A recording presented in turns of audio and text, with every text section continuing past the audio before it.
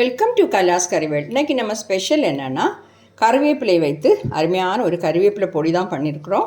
ரொம்ப டேஸ்ட்டாக இருக்கும். அது மட்டும் நம்ம ஹெல்த்துக்கு ரொம்ப நல்லது கருவேப்பிலைங்கிறது.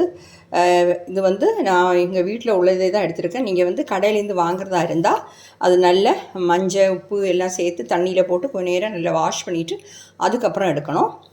ஓகே, இது பொடி ரெடி பண்ணி வச்சுருந்தோன்னா நம்ம 2 வாரம் வரைக்கும் கெட்டு போகாமல் வெளியே வச்சு யூஸ் பண்ணலாம். சாத்து கூட பிணைஞ்சி சாப்பிட்றதுக்கெல்லாம் ரொம்ப அருமையாக இருக்கும். அப்போ அது எப்படி பண்ணுறதுங்கிறது பார்க்கலாம் வாங்க. இப்போ நம்ம கறிவேப்பிலை பொடி பண்ணுறதுக்காக இந்த 1 கப்பு நிறைய இப்படி அழுத்தி எடுத்துருக்கிறேன். இதை நாம் நல்லா வறுத்து எடுத்துடலாம்.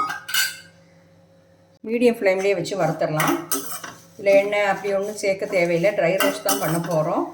நல்லா வரப்படும் போது கையில் எடுத்தால் இப்படி நல்லா உடஞ்சிடும். அந்த மாதிரி இருக்கும். இது ஆர்கானிக் கறிவேப்பிலை வீட்டில் நின்னது. அப்போ நிறைய கிடச்சிது. அதனால் நான் நினச்சேன் இந்த மாதிரி ஒரு கறிவேப்பிலை பொடி பண்ணி வச்சோன்னா நம்ம இட்லி தோசை எல்லாத்துக்கும் சாப்பிட்லாமே. சாதம் வறுத்தரலாம். இது வெயிலில் காய வச்சும் பொடி பண்ணுறாங்க. ஆனால் அதை விட இப்படி பண்ணும்போது தான் இன்னும் நல்லா இருக்கும்.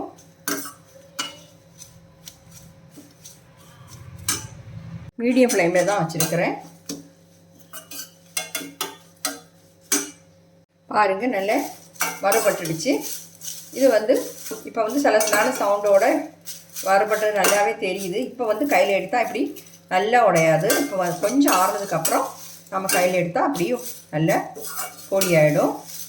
இப்போ ஒரு பிளேட்டுக்கு மாற்றிடலாம். பாருங்கள், இந்த மாதிரி பிளேட்டில் மாற்றிட்டேன். இருக்கட்டும். அதான் நாம் இதில் ஒரு 1/4 கப்பு உளுந்தம்பருப்பு சேர்க்குறேன். என்கிட்ட தொலி உள்ளே உளுந்து இருந்தது, அதனால் இதை சேர்க்குறேன்.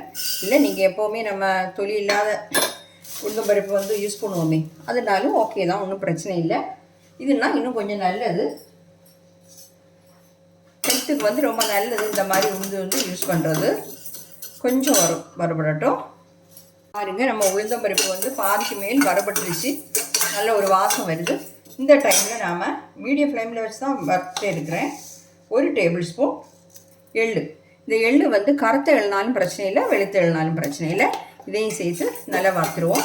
இந்த எள்ளும் இந்த உளுந்தம்பருப்பும் சேர்க்கும்போது நம்ம கறிவேப்பிலை பொடிக்கு தனி ஒரு டேஸ்ட்டாக இருக்கும்.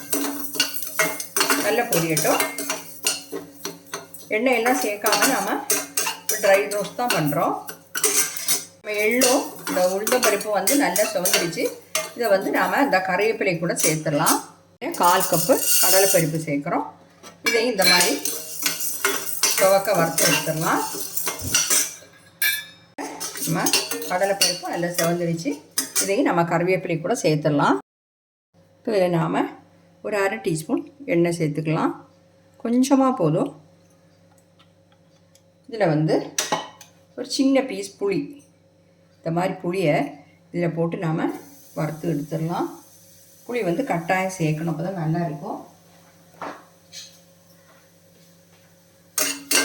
எண்ணெயில் வறுத்து எடுக்கும்போது இன்னும் கொஞ்சம் நல்ல கிறிஸ்பியாக இருக்குது. லோ ஃப்ளேமில் தான் வச்சுருக்கிறேன்.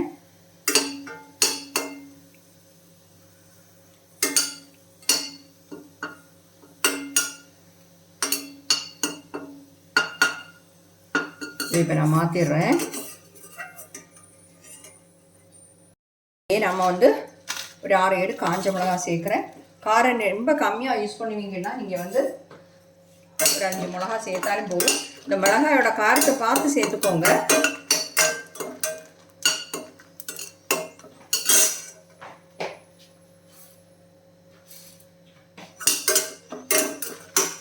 போதும், நான் ஃப்ளேம் ஆஃப் பண்ணுறேன். இதை மாற்றிடலாம்.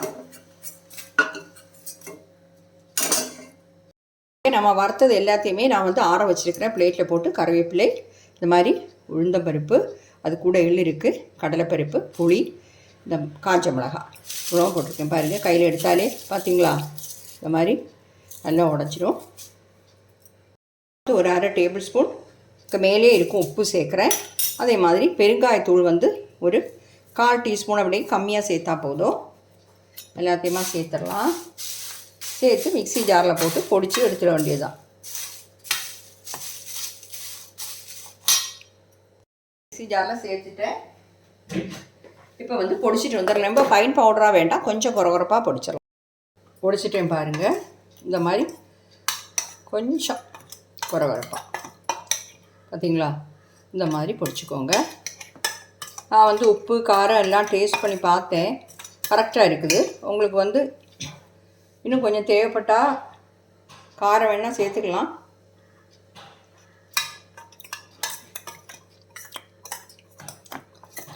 கரெக்டாக இருக்குது. நம்ம இதில் எண்ணெய் சேர்த்து சாப்பிடும்போது, சோறுலாம் போட்டு பிணைஞ்சி சாப்பிடும்போது நல்லா உரப்பாக இருக்கும். இனி உப்பு சேர்க்க வேண்டாம். இப்போ வந்து உப்பு நல்லா தான் இருக்குது. ஒரு அரை டேபிள் ஸ்பூன் தான் சேர்த்தேன். நீங்கள் வந்து 1 டீஸ்பூன் சேர்த்து பாருங்கள். ஓகே, பாருங்கள், நம்ம அருமையான கறிவேப்பிலை பொடி சூப்பராக ரெடி ஆகிடுச்சு. கட்டாயம் நீங்கள் ட்ரை பண்ணி பாருங்கள். ஓகே, அப்போ என்னுடைய இந்த வீடியோ எல்லாருக்கும் பிடிச்சிருக்கும்னு நினைக்கிறேன். பிடிச்சிருந்துன்னா தயவு பண்ணி என்னுடைய சேனல் இது வரைக்கும் சப்ஸ்கிரைப் பண்ணலைன்னா சப்ஸ்கிரைப் பண்ணிக்கோங்க. லைக் பண்ணவும், ஷேர் பண்ணவும், கமெண்ட் பண்ணவும் மறந்துடாதீங்க. அடுத்த நல்ல ஒரு ரெசிபியுமா மீண்டும் சந்திக்கலாம். Okay, thank you.